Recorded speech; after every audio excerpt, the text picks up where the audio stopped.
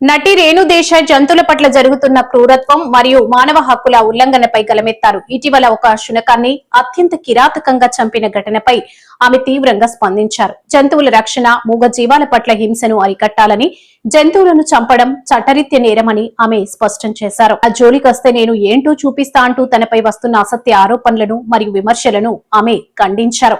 చట్టపరమైన చర్యలు, జంతువులపై క్రూరత్వానికి పాల్పడే వారిపై కఠిన చర్యలు తీసుకోవాలని ఆమె ప్రభుత్వాన్ని మరియు పోలీసులను కోరారు. మానవత్వం, సమాజంలో జంతువుల పట్ల ప్రేమ, కరుణ కలిగి ఉండాలని, అవి కూడా ప్రాణులే అని గుర్తించాలని పిలుపునిచ్చారు. మీరు వినట్లేదా? నేను చెప్పేది వినలేదా? మీరు చెప్పేది విన్నారా లేదా? చెవులుందా లేదా మీకు? నీకు లేదు. నేను ఎంతసేపు మాట్లాడాను, ఏం విన్నారు మీరు? దాంట్లో ఏసీలా కూర్చొని మీరు ఒక మాట చెప్పండి. యాక్సిడెంట్స్ జరుగుతున్నాయి, మీరు వెళ్ళి హీరో హోండా కంపెనీ మూసేస్తున్నారా?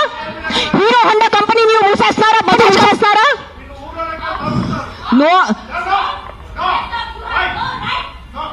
ఏదో ఒకటే నోరు తెరిచి మాట్లాడుతున్నారు సెన్స్ లేకుండా. ఎంత చెప్పండి మీరు.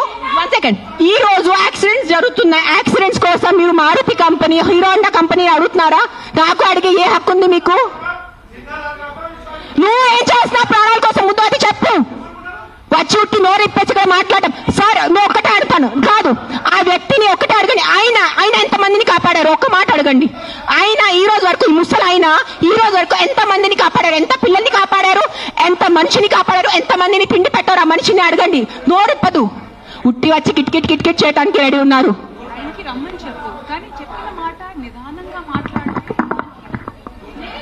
ఎవరైనా జర్నలిస్టులు కానీ ఎవరైనా అడగాలనుకుంటే ఒక పద్ధతిగా అడగటం, ఒక రెస్పాన్సిబుల్ గా అడిగే విధంగా ఉండాలండి. అడిగే క్వశ్చన్ లోనే రెస్పాన్సిబుల్. మీరు చెప్తారా సార్? ఇప్పుడు ఆయన ఎవరు ఉన్నారనేది please, I mean with all due respect,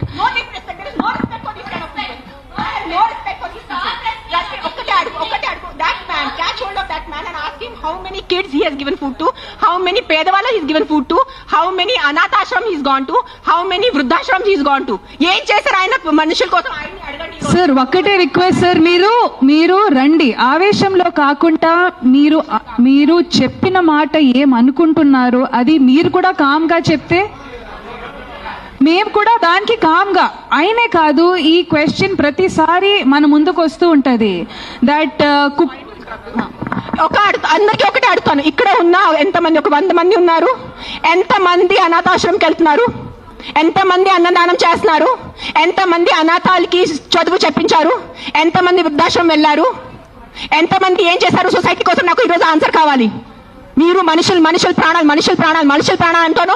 మీ అందరూ 100 మంది ఇక్కడ మనుషుల కోసం ఏం చేశారు నాకు చెప్పండి. నేను చేశాను. నేను ఎంతమంది అనాథాలకి తిండి పెట్టాను? ఎంతమంది అనాథాలకి నేను చదువు చేయించాను? వృద్ధాశ్రమం వెళ్ళాను. వృద్ధాశ్రమంలో నేను డొనేషన్స్ చేశాను. ఎవరు చేశాను? నాకు ఒక్క చూపు పెట్టుకోండి నేను చేశానని. నీ ఒక్కటి చూడండి.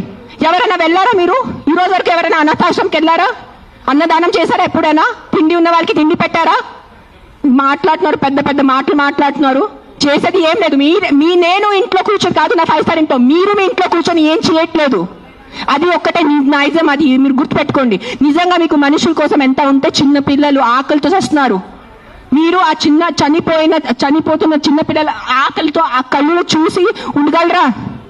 How can a child die of hunger? ఒక చిన్న బిడ్డ ఆకలితో ఎలా చేస్తుంది చెప్పండి నాకు. హౌ?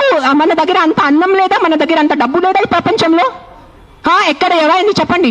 నాకు ఎంత ఉంది, నేను చేస్తున్నాను. నాకు తెలుసు, నా పక్కన ఉన్న వాళ్ళకి తెలుసు. నేను ఎంత చిన్నప్పటి నుంచి చేసేస్తాను, ఈ రోజు కాదు. జస్ట్ నేను ఎప్పుడు ఇంత గట్టిగా ఎప్పుడు ప్రెస్ కాన్ఫరెన్స్ లో మాట్లాడలేదు.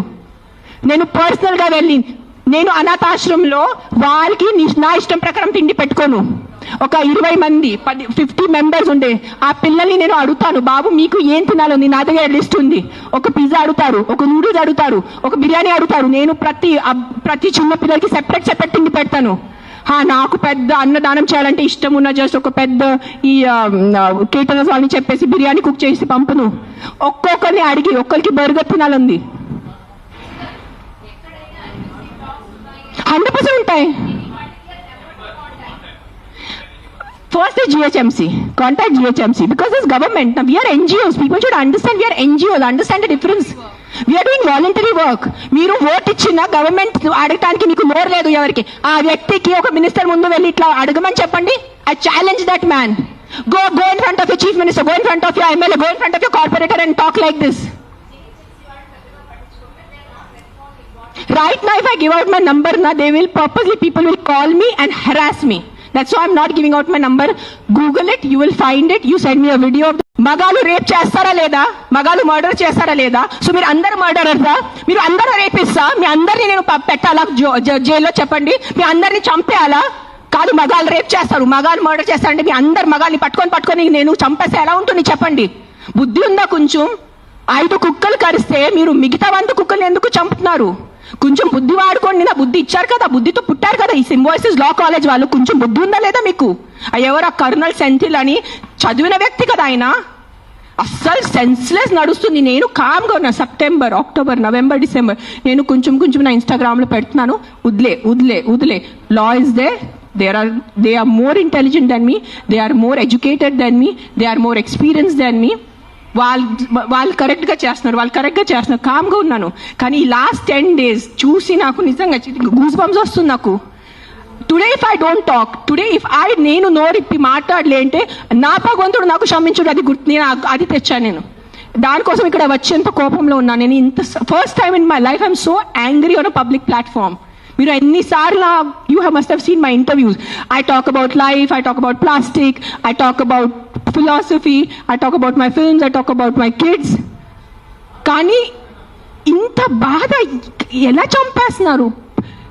I can't, my mind is not.